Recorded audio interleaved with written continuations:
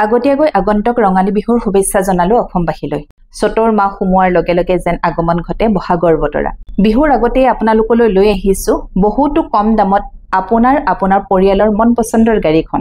আপোনালোকে জানো ভাবা নাই এইবাৰ বহাগ বিহুত নতুন আলহীক আদৰিবলৈ? সেইকাৰণে আমিও সাজু আপোনালোকক অতি কম মূল্যত গাড়ী এখন ক্ৰয় কৰাৰ সুবিধাখিনি দিবলৈ। এতিয়া জানো আহক। আমাৰ আগৰ ভিডিঅ'ত আপোনালোকক নিশ্চয় কৈছিলো আৰু জনোৱা আছিলে আমাৰ স্কুটিৰ 5টা মডেল আছে আৰু বাইকৰ 4টা মডেল আছে। স্কুটিৰ 2টা মডেল লো স্পীড অৰ্থাৎ কোনো ধৰণৰ লাইসেন্স আৰু ৰেজিষ্ট্ৰেচন নালাগে। বাকি 3টা মডেল হ'ল হাই স্পীড য'ত লাইসেন্স ৰেজিষ্ট্ৰেচন কম্পালসৰি। বেটাৰীৰ ৱাৰেণ্টি থাকিব 3 বছৰ, চাৰ্জাৰ মটৰ কণ্ট্ৰলাৰ ৱাৰেণ্টি থাকিব 1 বছৰ। আৰু ৰঙালী বিহুৰ এটা ধুনীয়া এটা অফাৰ চলি আছে। স্কুটিত থাকিব 2000 টকালৈকে কেছ ডিসকাউন্ট আৰু বাইকত থাকিব 5000 টকালৈকে কেছ ডিসকাউন্ট আৰু এই অফাৰটো মাত্ৰ বিহুৰ সময়লৈকেহে থাকিব।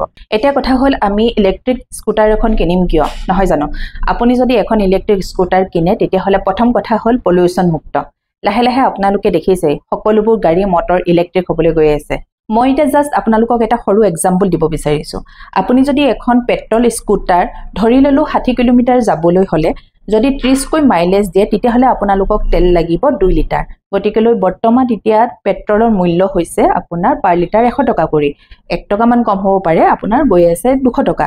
আৰু সেই একেখন ইলেক্ট্ৰিক স্কুটি যদি আপুনি 60 কিলোমিটাৰ যাবলৈ হয় তেতিয়াহ'লে আপোনাৰ খৰচা হৈছে মাত্ৰ 6 টকা। ডেইলি যদি 60 কিলোমিটাৰকে চলাবলৈ হয় তেতিয়াহ'লে মাহত গৈ আছে আপোনাৰ 6000 টকা। আৰু ইলেক্ট্ৰিকখনত যদি আপোনাৰ কাৰেণ্ট মানে খৰচা যদি হৈ আছে মাহত তেতিয়াহ'লে আপোনাৰ 180 টকা।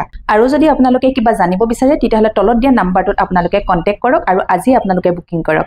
Bye bye.